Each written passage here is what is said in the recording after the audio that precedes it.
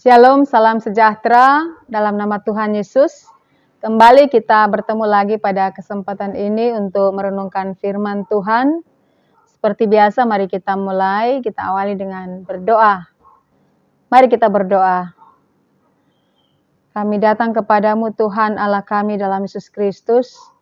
Kami bersyukur atas kemurahan kasih Tuhan yang memberikan waktu, kesempatan bagi kami untuk ada, hidup, bergerak hari ini. Kami bersyukur untuk semua berkat yang teralami dalam hidup kami. Tuhan, pada kesempatan ini kami akan baca Alkitab, dengarkan perenungan firman Tuhan. Biarlah firman Tuhan termaterai dalam hati dan pikiran kami, supaya berbuah, buah-buah yang baik dan benar untuk menjadi berkat bagi semua orang.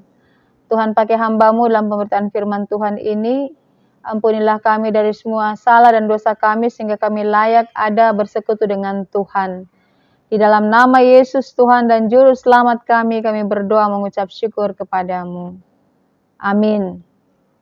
Bapak Ibu, kita akan baca firman Tuhan dari 1 Korintus 12, ayat 12 sampai 31.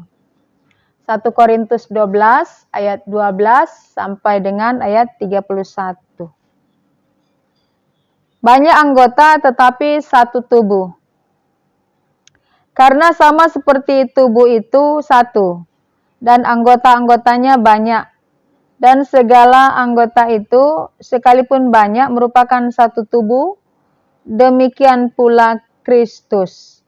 Sebab dalam satu roh kita semua, baik orang Yahudi maupun orang Yunani, baik budak maupun orang merdeka, telah dibaptis menjadi satu tubuh, dan kita semua diberi minum dari satu roh. Karena tubuh juga tidak terdiri dari satu anggota, tetapi atas banyak anggota. Andai kata kaki berkata, karena aku bukan tangan, aku tidak termasuk tubuh.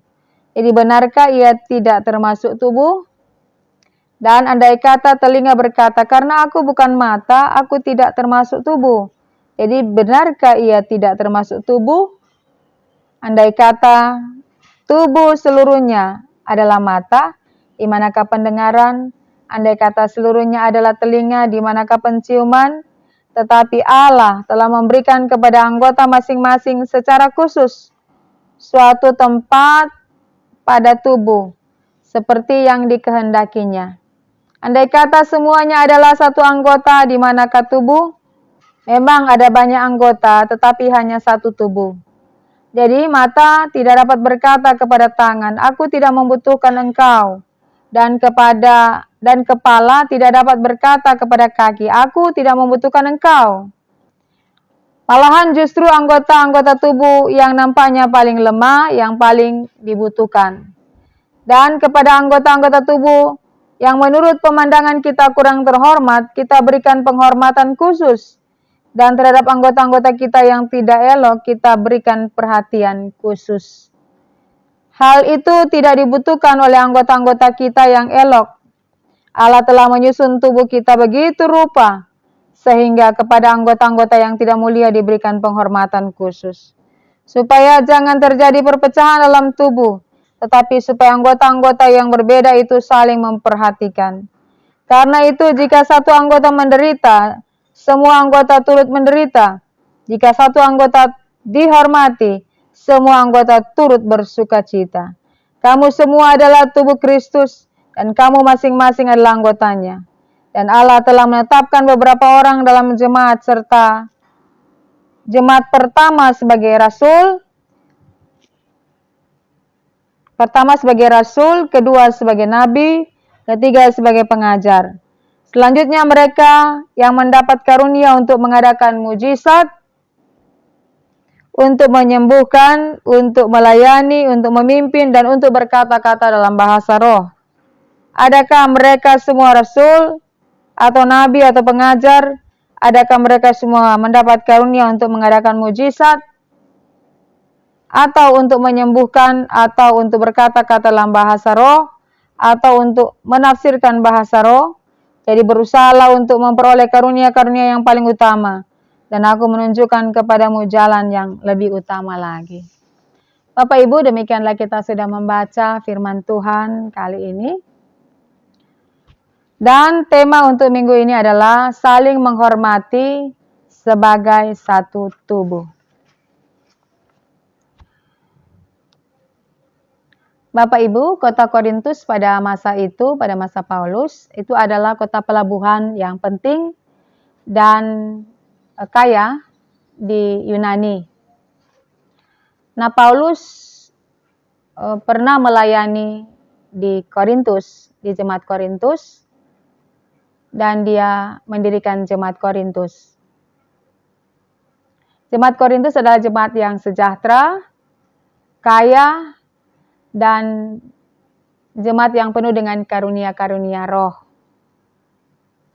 Dan semestinya karunia-karunia roh itu akan menjadi berkat dalam jemaat, sehingga semua terlibat dalam pelayanan dan saling melengkapi. Namun ternyata yang terjadi adalah jemaat saling menyombongkan diri dan menganggap yang satu lebih baik daripada yang lain. Maka mendengar bahwa di jemaat Korintus ada permasalahan yang akan nantinya menuju kepada perpecahan, maka Rasul Paulus hadir dengan mengirimkan surat 1 Korintus. Dan kita boleh membaca isinya dalam 1 Korintus 12 ayat 12 sampai dengan 31. Maka Paulus menjelaskan dengan mempergunakan tubuh sebagai bahan ajaran bagi jemaat Korintus. Dia mengatakan seperti tubuh terdiri dari banyak anggota. Ada telinga, mata, hidung, mulut, tangan, kaki. Dan semuanya itu berbeda-beda. Lalu di dalam firman ini, Rasul Paulus menyebutkan, tubuh itu tidak hanya terdiri dari satu macam anggota, tetapi terdiri dari banyak anggota. Adakah kaki berkata, karena aku bukan tangan. Kaki berkata, aku bukan tangan. Tangan berkata, aku bukan kaki. Aku bukan mata, jadi tidak termasuk dalam tubuh. Benarkah aku tidak termasuk dalam tubuh? Aku bukan telinga, jadi aku tidak masuk dalam tubuh. Maka Paulus menjelaskan bahwa di dalam tubuh manusia itu terdiri banyak anggota. Dan masing-masing anggota itu tujuannya saling melengkapi, saling membutuhkan. Di dalam tubuh manusia tidak hanya terdiri dari mata saja, atau hanya telinga saja, atau hanya mulut saja. Tetapi masing-masing diciptakan Allah sudah ada tempatnya. Maka kita bisa membaca dalam ayat 28. Allah telah menetapkan, bukan ayat 28,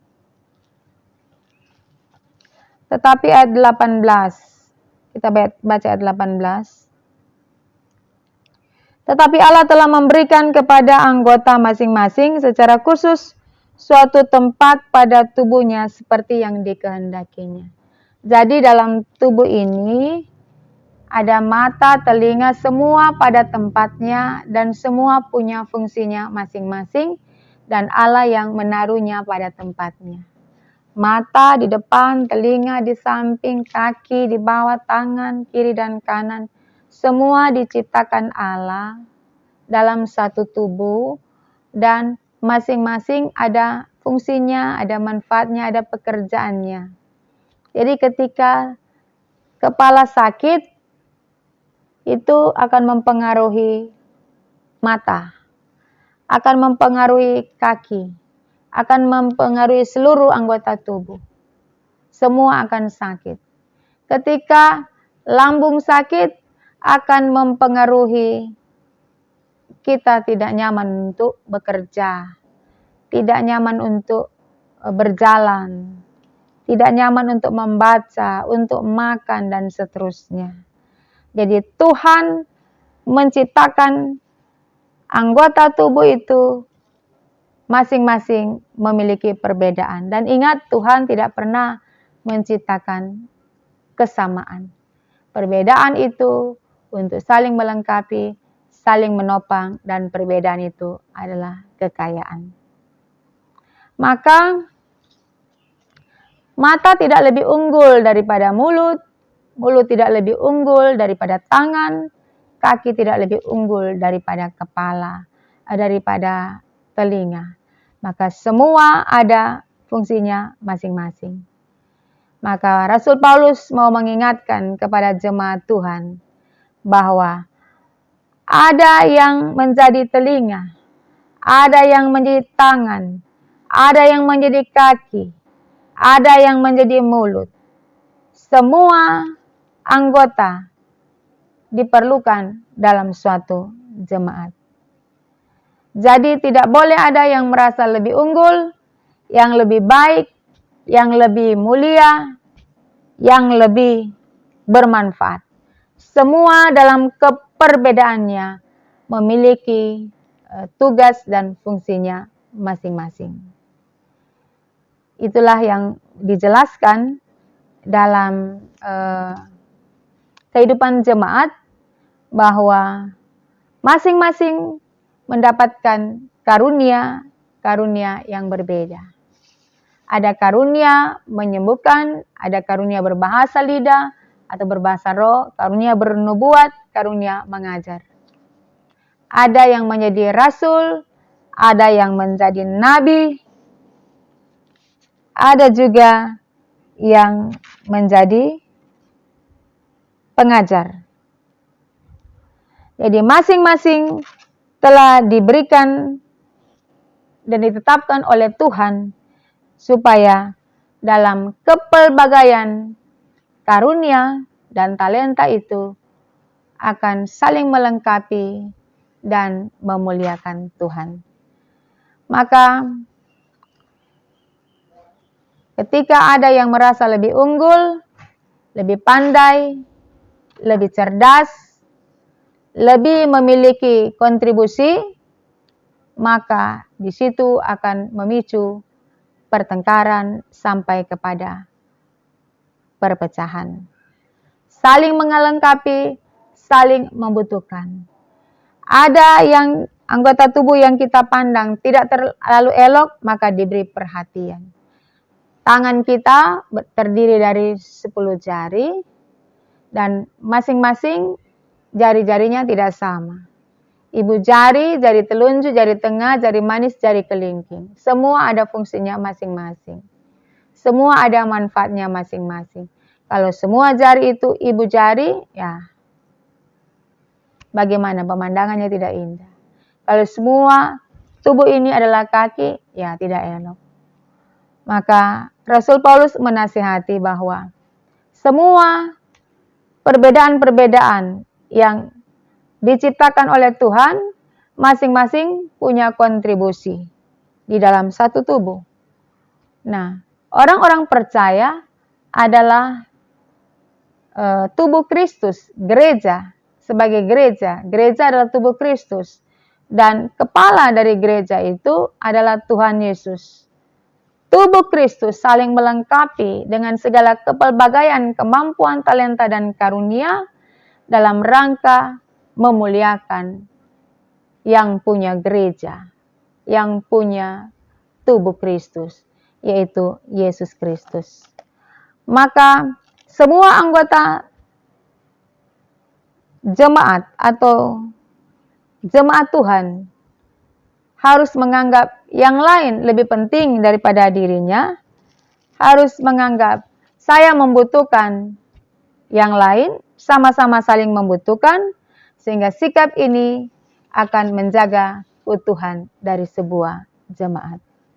Bukankah Allah memanggil kita untuk saling memperhatikan dan saling melengkapi, saling menghormati, satu dengan yang lain. Nah, tidak ada yang terkecuali karena semua di dalam satu jemaat itu, semua adalah satu tubuh. Kalau ada yang mengalami pergumulan, ada yang mengalami penderitaan, itu juga menjadi pergumulan dan penderitaan bagi satu jemaat. Kalau di dalam tubuh ada yang merasa sakit, semua akan merasakan sakit itu. Kalau ada yang bersukacita, seluruh anggota jemaat bersukacita. Itulah jemaat. Maka Tuhan menciptakan perbedaan ini supaya kita menjadi kaya dalam perbedaan. Kita tidak memandang yang lain tidak bermanfaat dan saya lebih memiliki manfaat. Yang lain tidak berguna dan saya yang berguna. Yang lain tidak penting dan saya yang penting. Semua anggota jemaat di dalam jemaat Tuhan memainkan peranannya yang penting. Tidak ada yang tidak penting, tidak ada yang tidak baik, tidak ada yang tidak berkontribusi. Semua memiliki keunikan masing-masing. Semua memiliki kepelbagaian masing-masing dalam rangka pekerjaan pelayanan di dalam dunia ini. Karena kalau kita merasa diri kita hebat, kita merasa diri kita lebih unggul daripada yang lain, maka akan terjadi kejatuhan dan perpecahan di dalam suatu jemaat. Yang dibutuhkan dari jemaat adalah saling merendahkan hati, karena kita membutuhkan satu dengan yang lain. Bukankah Tuhan tidak suka orang yang sombong, orang yang congkak, orang yang tinggi hati? Tuhan mau supaya dalam segala perbedaan kita akan saling menghargai, saling melengkapi, bukan untuk kita, tetapi untuk pertumbuhan iman, kedewasaan sebuah jemaat Tuhan.